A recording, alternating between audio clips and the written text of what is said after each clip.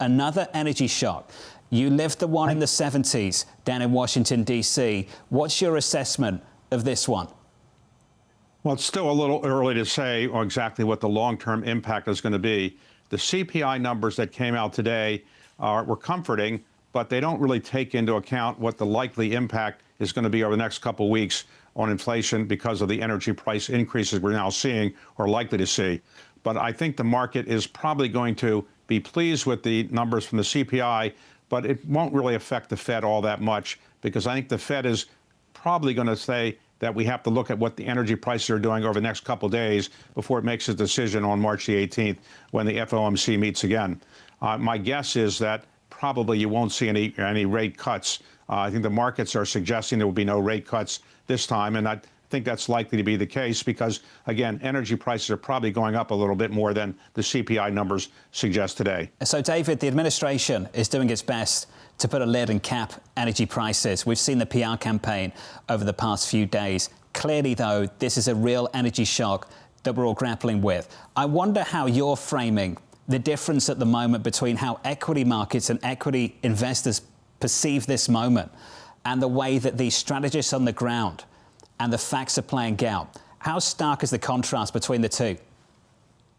Well, obviously, any administration wants to keep energy prices low. And when I worked in government, we wanted to keep energy prices low.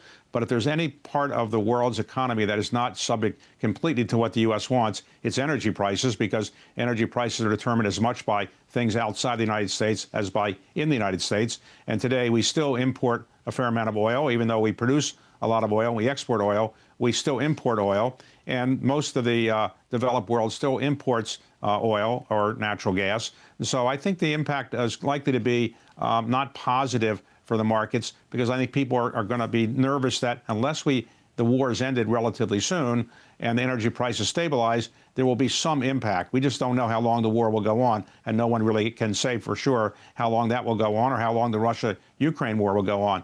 But clearly market leaders are nervous about a war that's going to go on too long. You worked in the White House under the Carter administration. What do you expect this Donald Trump administration to do to mediate consumers' concerns, especially in a midterm election year?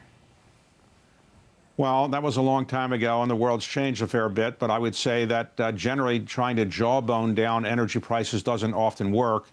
Telling people they should not worry about it doesn't often work. I think really the test is whether the war is going to be ended in the relatively near future, because that's going to have the biggest impact.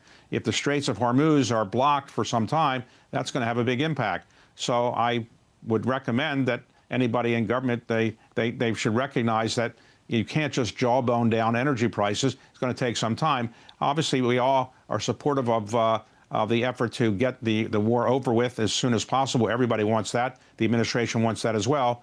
But it takes some time, and it takes at least two parties to come to an agreement. And right now, I'm not sure there's any negotiations going on. Yeah. Hopefully, something will resolve itself relatively soon, though.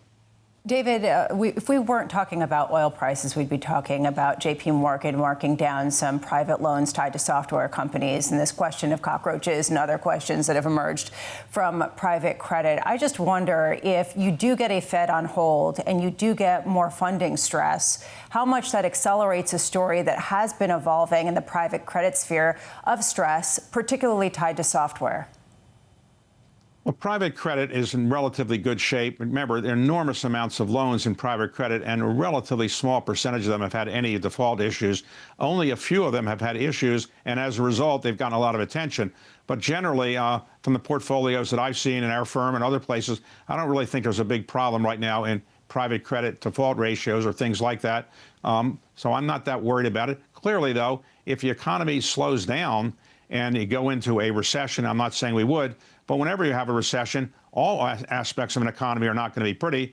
So our private credit would be affected by that. But at the moment, where we're not predicting, and I'm not predicting a recession, I think the private credit is probably had a little bit more attention than probably deserves. I don't think the private credit portfolios of most of the firms are really in trouble.